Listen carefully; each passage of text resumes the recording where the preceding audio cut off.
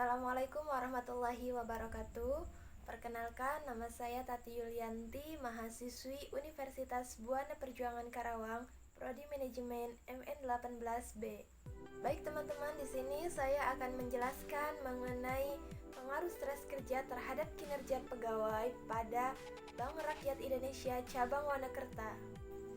Saya akan menjelaskan mengenai apa itu stres kerja, seperti apa hubungan stres kerja dan kinerja karyawan. Menurut Siagian menyebutkan bahwa stres kerja merupakan kondisi di mana terjadi ketegangan yang mengakibatkan perubahan terhadap kondisi fisik, jalan pikiran, dan emosi. Apabila stres yang timbul tidak diatasi dengan segera, maka akan berakibat pada kemampuan seseorang berinteraksi secara baik dengan lingkungan sekitarnya. Stres kerja memiliki pengaruh negatif dan signifikan terhadap kinerja karyawan. Hal ini menjelaskan bahwa jika beban kerja meningkat, maka akan mengurangi potensi kinerja karyawan, begitupun sebaliknya.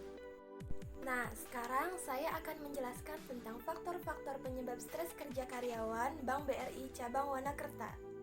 Faktor-faktor penyebab stres kerja karyawan Bank Rakyat Indonesia Cabang Wanakerta. Di sini saya membuat tabel, ada indikator stres kerja dan keterangannya.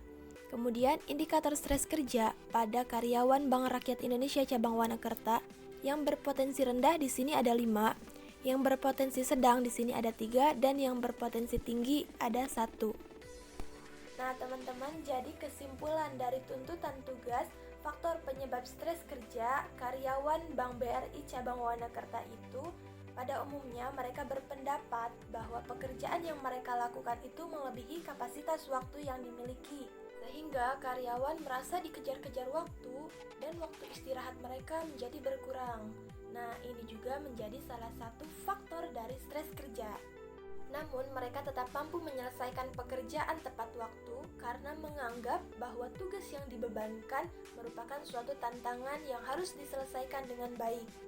Karena mereka mempunyai tanggung jawab atas posisi yang diberikan, tapi tanpa disadari bahwa itu merupakan salah satu stres kerja yang dialami. Hal ini juga didukung dengan tersedianya peralatan kerja yang memadai dan lingkungan kerja yang kondusif. Jadi tumpukan-tumpukan tugas yang diberikan tadi itu tertutupi dengan peralatan-peralatan kerja yang memadai dan lingkungan kerja yang baik. Nah, sekarang kita lanjut ke aspek-aspek stres kerja. Menurut Selye dalam Harjana 2006, itu ada 4. Yang pertama gejala fisik, yang kedua gejala emosional, yang ketiga gejala intelektual, dan yang keempat gejala interpersonal. Nah, sekarang saya akan menjelaskan tentang gejala fisik. Gejala fisik, sakit kepala, tidur tidak teratur, susah tidur, bangun terlalu awal, sakit pinggang. Kemudian gejala emosional, gelisah, cemas, sedih, depresi, mudah menangis, merana jiwa, dan mood suka berubah-ubah. Kemudian gejala intelektual, biasanya susah konsentrasi, sulit membuat keputusan, mudah lupa, pikiran kacau, daya ingat menurun, melamun secara berlebihan. Nah, yang terakhir itu gejala interpersonal, biasanya kehilangan kepercayaan kepada orang lain, mudah mempermasalahkan orang lain, mudah membatalkan janji atau tidak memenuhi janji. Nah, sekarang kita membahas tentang faktor-faktor stres kerja menurut para ahli. Kalau tadi, faktor mengenai karyawan yang ada di cabang Wanakerta. Kalau sekarang menurut para ahli, sebenarnya banyak, tapi saya ambil contoh ada 6. Yang pertama, konflik dengan rekan kerja. Tidak sedikit orang yang merasa kalau dirinya tidak mendapatkan rekan kerja yang cocok. Solusinya yaitu cobalah untuk tidak membawa sentimen pribadi dalam menjalankan aktivitas di kantor. Yang kedua, tidak bisa menahan emosi. Jangan sampai kemarahan ini menyebar di kantor dan diperlihatkan pada rekan kerja dan atasan. Solusinya, cobalah melakukan kegiatan yang membuatmu tenang, misalkan traveling, mendengarkan musik, dan lain-lain. Yang ketiga, tumpukan pekerjaan. Datangnya tugas-tugas baru di saat tugas-tugas lainnya belum selesai. Nah, ini bisa menjadi salah satu faktor konflik stres kerja. Solusinya, cobalah prioritaskan pekerjaan mana yang seharusnya didahulukan terlebih dahulu. Yang keempat, notifikasi di luar jam kantor, misalkan di malam hari, di hari libur, bahkan saat kita sedang berlibur. Kemudian yang kelima, masalah personal, dan yang terakhir yaitu lingkungan lingkungan pekerjaan.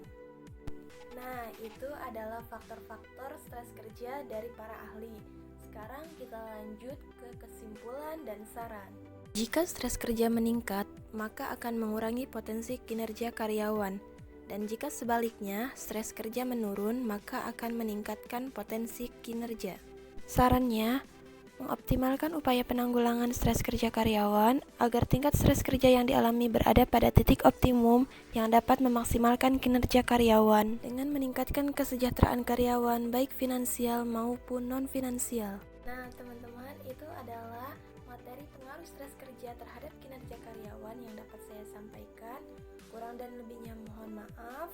Wassalamualaikum warahmatullahi wabarakatuh.